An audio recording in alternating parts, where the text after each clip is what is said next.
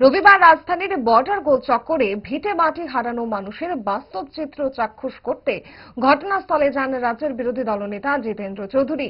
সঙ্গে ছিলেন অন্য বাম বিধায়ক সহ দলের অন্যান্য নেতৃত্ব। বাস্তুচ্যুত মানুষের সঙ্গে কথা বলে প্রতিক্রিয়া ঘটনার নিন্দা করে এলাকার বিধায়ক মেয়র দীপক মজুমদারকে কটাক্ষ ছুড়ে দিয়েছেন, পরামর্শ দিলেন রাজধর্ম পালনে। শুনুন কটাক্ষের সুরে মেয়রকে কি পরামর্শ দিলেন জিতেন্দ্র চৌধুরী।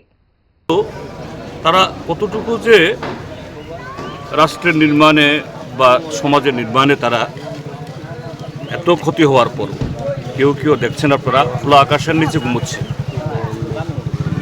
ঠান্ডা আস্তে আস্তে পড়ছে এই অবস্থায়, আর কদিন বাদে হলে তো অসুস্থ হয়ে মারা যাবে। তারা শুধু 2 দফা দাবি লিখেছেন। কি লিখেছেন? গোলচক্কর সংলগ্ন কোনো সরকারি জমিতে গৃহ নির্মাণ করে আমাদের পুনর্বাসন দেওয়া হোক, আমাদের জীবন জীবিকা নির্বাহের জন্য নিশ্চিত আয়ের ব্যবস্থা করা হোক। আমি বলবো এর চাইতে যে বাধ্য নাগরিক,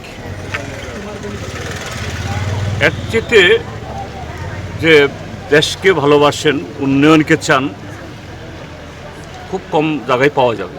এরা আরও 10 দফা দাবি করতে পারতেন। সরকার শুনুক, আমাদের রাজ্যের বর্তমান সরকার শুনুক। এই এলাকার বিধায়ক, যিনি তো বোধহয় রামনগর এলাকার মধ্যে পড়ে, তিনি আবার মেয়র, তিনি বিধায়ক,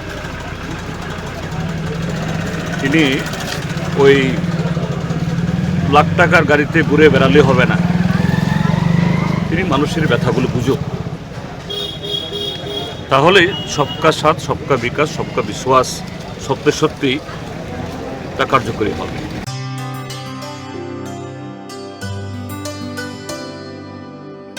পানি সারে গা সারে পামাগা